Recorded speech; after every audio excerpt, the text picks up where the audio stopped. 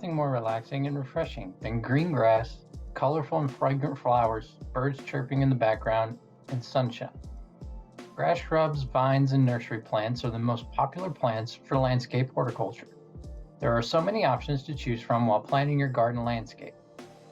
The endless combinations of colors, textures, and aromas will help you to create the garden and nature that you have always wanted to. So let's find out how to increase the curb appeal and get all the neighbors talking about the landscape or your area. Throughout history, for hundreds of years, planning has been the most vital phase before starting the layout and the construction of structures. Landscape horticulture consists of two major elements, softscape and hardscape. Softscape elements are living elements like plants, grass, and shrubs, whereas hardscape elements make up the non-living elements like patios, ornaments, water fountains, ponds, stonework, and bridges. Each element has a unique purpose for creating the desired ambience and aesthetic. Finding the perfect balance between a sustainable, low maintenance, and feature-rich landscape is a challenging yet sustainable. A sustainable landscape saves water and is very practical, as well as cost-effective. Such landscapes usually produce minimal waste and do not need much attention. Thus, they have a low environmental footprint and are eco-friendly. Mother Nature works its wonders to maintain these landscapes. The regional climate and weather conditions take care of sustainable landscapes. Some landscapes are designed to give tropical vibes by adding unique plants and decor. Although this may be appealing to many, it is important you consider your regional climate before opting into any such landscape. Otherwise, you will find that the landscape maintenance piles into your wallet and into the environment. Combining plants with brick, stone, wood, and other construction material enhances landscapes. Besides design, landscape horticulture helps create privacy, reduce noise, and excess heat, as well as providing a sense of security. Landscape horticulturists have extensive knowledge of the principles and the elements of landscape design. The landscaping process consists of a planning phase to the final design and the construction phase. Detailed planning is vital before starting the construction. After all, we do not want to regret creating a garden that does not ultimately meet the customer's needs.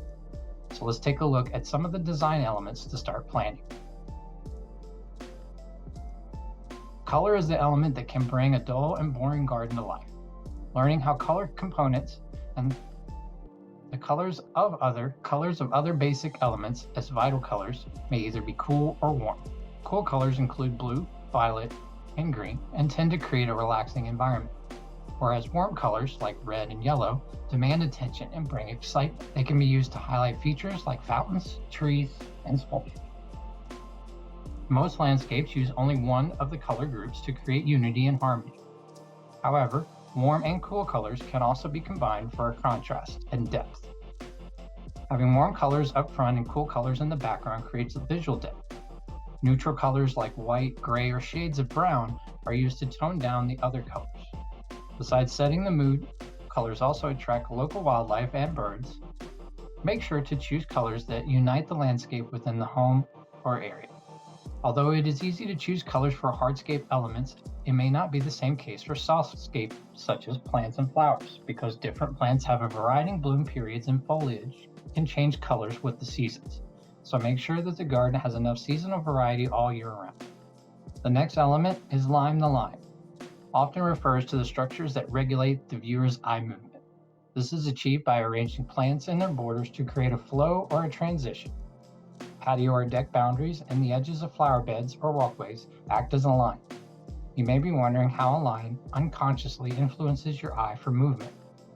Most landscapes highlight objects by controlling movement and drawing the attention to a focal point like a fire pit or ornaments.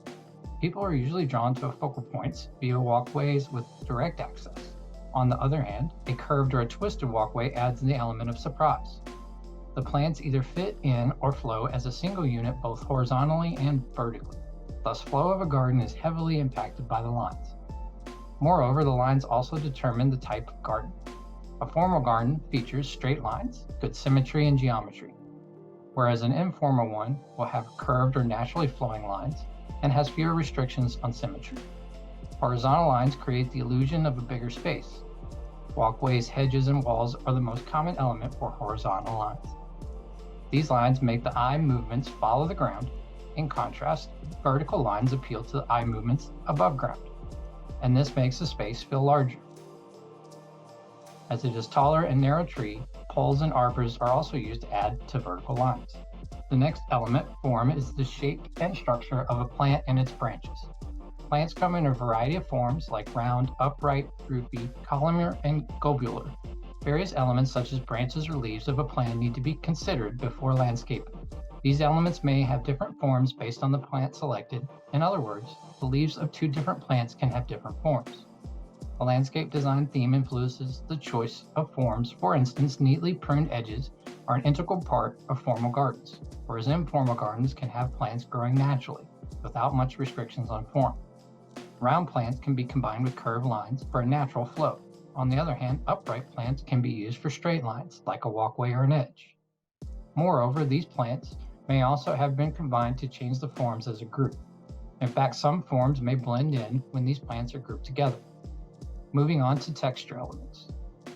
Texture is the feature of surfaces like plants and trees, stone, or any other softscape and hardscape element, and it usually refers to the coarse, medium, fine, rough, or smooth features of elements.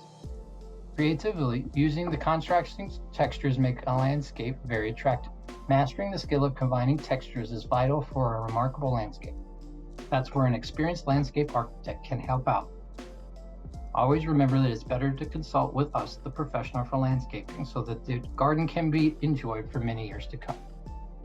Bark and flowers have different textures. Make sure to have enough variety of textures in your garden. Plant textures that are perceived relative to the objects that are surrounding. Varying features of two or more plants determine the relative texture of a plant. In other words, a plant may be considered as coarse or fine relative to its surrounding plants. Lastly, scale is a relative measurement that provides the relation between elements in and around a garden. It's important to consider the available space and size of the home or area before choosing the perfect scale. After all, your choice of size should be suitable for the entire landscape.